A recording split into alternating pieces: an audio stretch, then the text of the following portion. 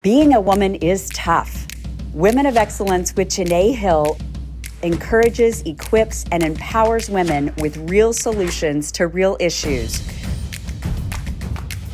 From business to family, to health and relationships, work-life balance. If women face it, we address it with heart, humor, and a hands-on approach.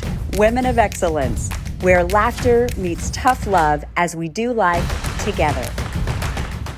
What is one thing you know you need to do, but you don't want to do?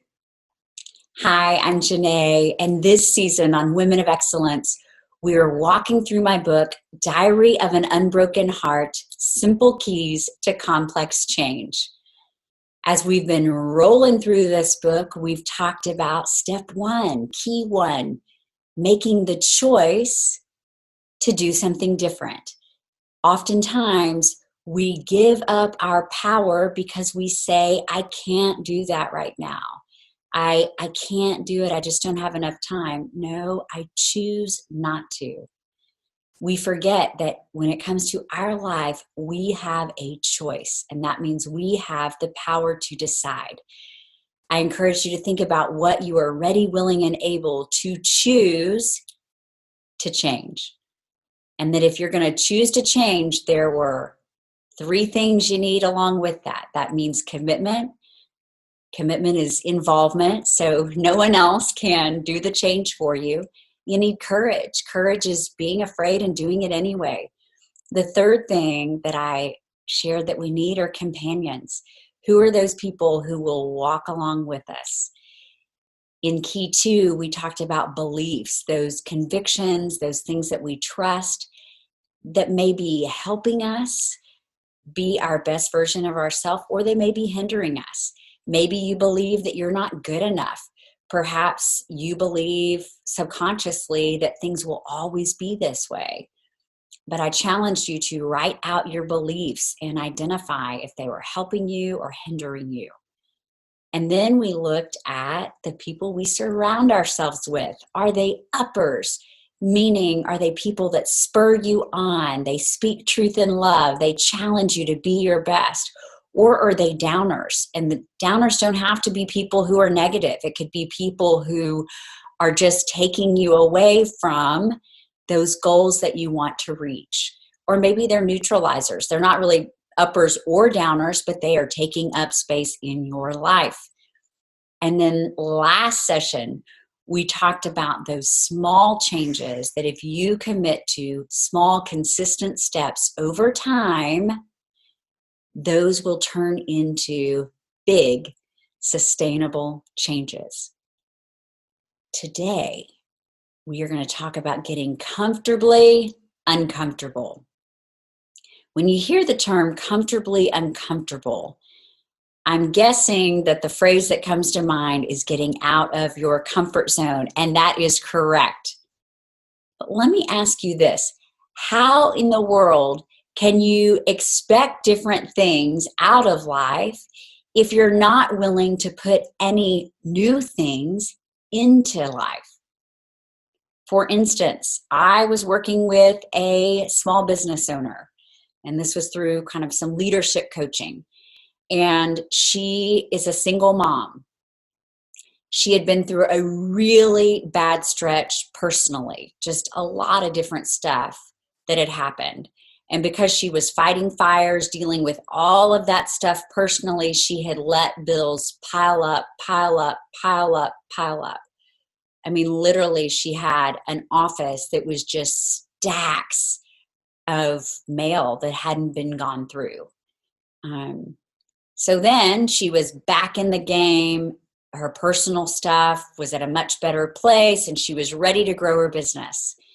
And I said, we can't move forward until you've dealt with all of this junk, all of this mail, all of these old bills that have not been reconciled. And she was like, Janae, I don't want to do that. And I'm sure I've paid what I need to pay. And I said, no. I know you don't want to, but you need to in order to really do something cool and great and new. And so eventually she got comfortably uncomfortable and she dug in and did it. And now she is moving forward. Business is going gangbusters. It's all good. But as I went back to her, I said, what was it about all of those bills and that office of pileup? Why didn't you want to do it? And she said, it's overwhelming. And I asked her, what's overwhelming about it? Well, there's just so much to go through. I don't know where to start. I said, what if we put it in individual piles, break it down? Because oftentimes we procrastinate things that are overwhelming or things that are uncomfortable, things that we don't know how to do. But procrastination can be a giant enemy for you doing and being all that you want to be and do. I kept drilling down with this client on why she didn't want to get to the stack of bills and trash. And what she said was, honestly, it's too painful. I'm embarrassed that I let things go this far. I'm afraid of what I'll find by digging in.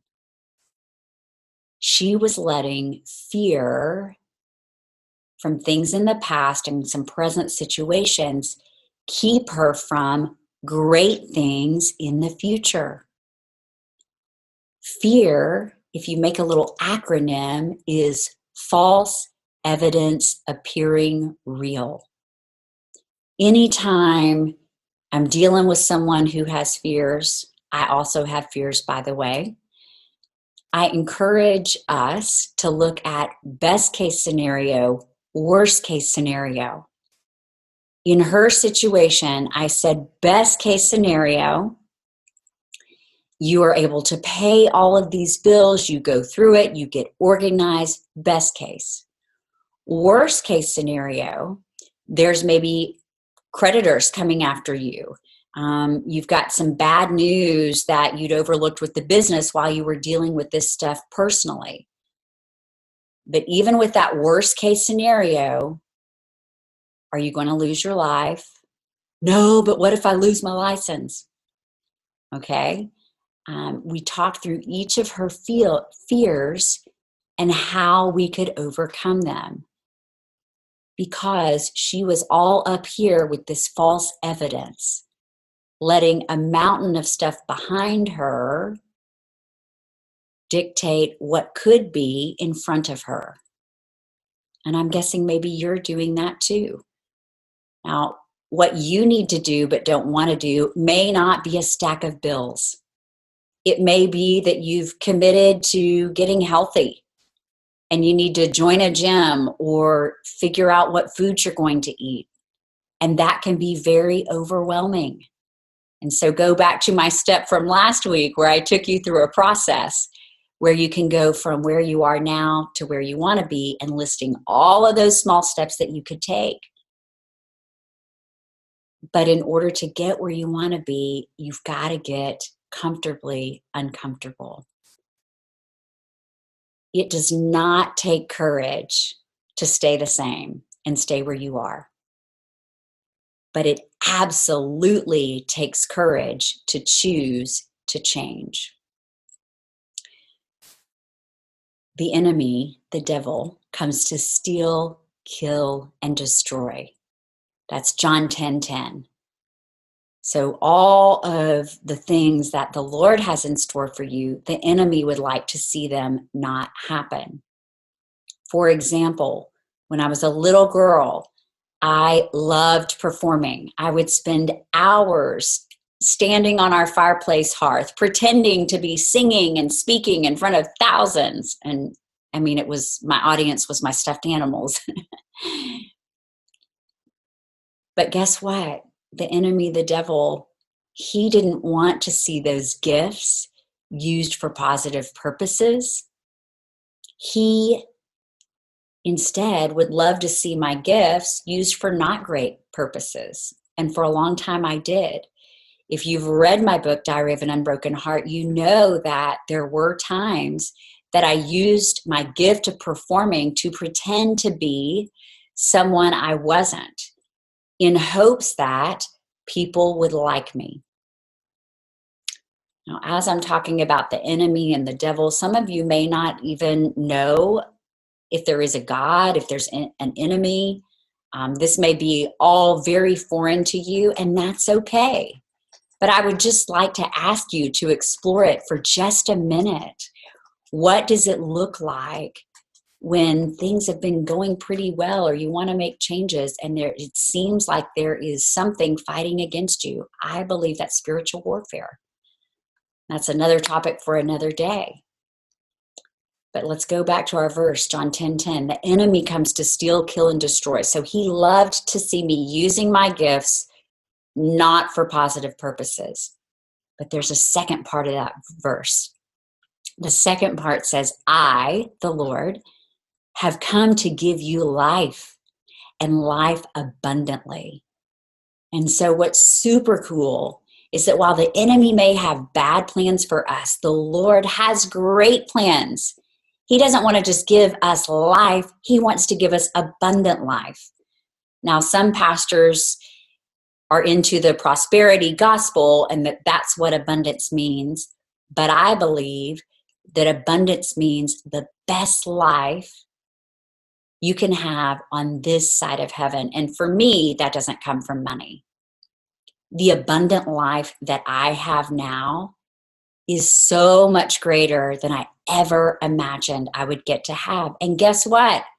I get to use my gifts of performing to speak to women, to do podcasts and vlogs. And there was a time I did television. But all of that is in the vein of spreading hope and inspiration. And so what the enemy wanted me to use for evil, the Lord has turned it around for good. But it wouldn't have happened if I hadn't been willing to get comfortably uncomfortable. For example, when I rededicated my life to Christ, so let me back up and share with you what that means to me. When I was 8 years old, I accepted Jesus Christ as my Lord and Savior. But I will tell you that I didn't really know him. He was more just like a being up in the sky that I prayed to occasionally. I went to church because I was supposed to, but I didn't have a personal relationship. I still really struggled with feelings of inadequacy and worthiness and all of those things. But in 2007, that is when I really surrendered my life to Christ. And I gave him everything. And then I was able to see the Lord start to use my gifts, my skills, my abilities for good things. But it was a process to get there. I wanted to be able to perform in a healthy way. So I thought a small step I could take was to do stand-up comedy at a comedy club. Now, I realized that wasn't a small step, and I didn't really know that at the time when I committed to doing it. But I thought, performing, what's a way that I could perform? Open mic night at a comedy club. So I got a little comedy coach. I told my friends that I was going to be performing, and I gave them the night that I was going to be doing it. So I committed to my uppers, so I would have accountability buddies. Those are buddies that are going to hold you accountable.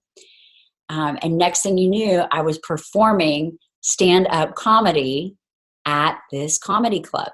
And I did okay. In fact, I got invited back. And I share that story with you because it was completely out of my comfort zone. See, when I had done performing in the past, it had been to pretend to be someone I wasn't. So I had never been my real self in this creative space, using my gifts and talents for a fun, purposeful way, but I did it.